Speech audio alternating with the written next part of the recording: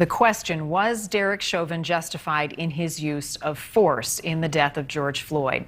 That is one of the points being put forth before a jury in the trial of the former Minneapolis police officer charged in the death of George Floyd. An already tense trial in downtown Minneapolis, further escalated by another police shooting in nearby Brooklyn Center. Today in court, the prosecution rested after calling more than 30 witnesses, arguing that Chauvin killed George Floyd by pressing his knee on his neck for more than 9 minutes and then did not provide immediate medical attention.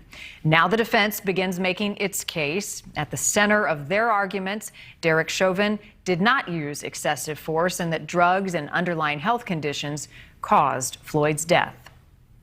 And joining us now to talk more about the defense and their strategy is Alexandria Reyes, a lawyer and law professor at the University of Minnesota Law School. Thanks for being with us tonight, Alexandria. Thanks for having me. We heard the defense begin their case today. We heard from experts and eyewitnesses. What were some of today's standout moments from the testimony you heard, legally speaking?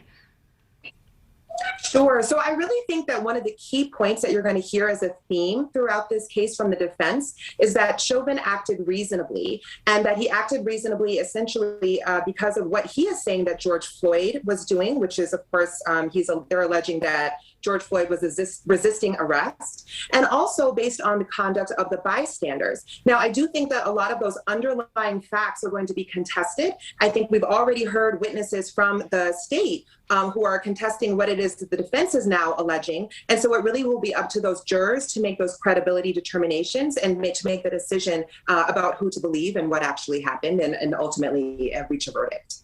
And speaking of those jurors, they have heard from nearly 40 witnesses from the state over the course of 11 days now. The judge says he expects the defense could wrap up by the end of the week. So what is the strategy? How effective have the witnesses for the defense been so far? I think that the key witness, so of course we heard 6 witnesses today from the defense. Now we're moving through pretty quickly for the defense. And of course, that key witness was that use of force expert, Barry Brode, who actually was one of the witnesses in the case of the shooting, death of Laquan McDonald in Chicago. And so ultimately, I think that you will hear those themes again about the use of force was reasonable. Certainly, we're going to hear medical testimony about the causation of George Floyd's death as well. And the judge has already indicated that he expects to wrap up this case by the end of the week, to hear closing arguments by Monday. And so the jury will likely be sequestered starting on Monday as they go into deliberations.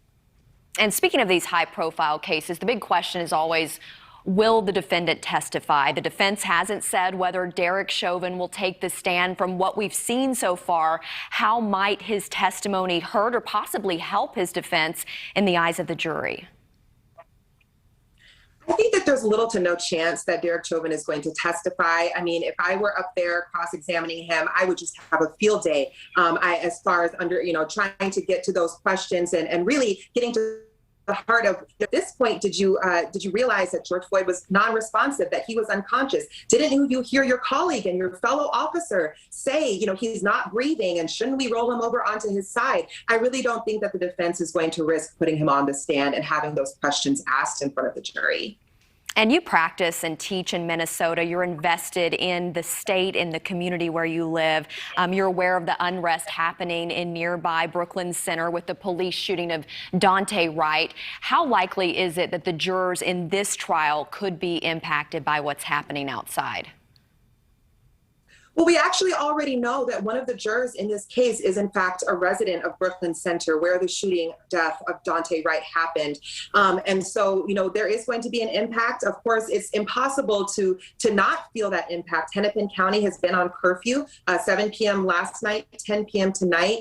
And so I do believe that there will be an impact as far as the jurors just having a sense of what is going on in their community. However, I don't think that necessarily means that they are going to let that influence their decision-making process. Of course, in the voir dire process, the judge and the lawyers, in fact, ask those questions. If anything else is going on, can you put those thoughts that you have and any other news aside and listen only to the facts and the evidence within this case? And so that is the duty of the jurors. I have no doubt that the judge is going to remind them of that duty as they go into deliberations. But of course, nobody is living under a rock. They are, of course, aware of what's going on in their community. And we appreciate your insight tonight as an attorney, as a professor. Alexandria Reyes, again, thank you for your time.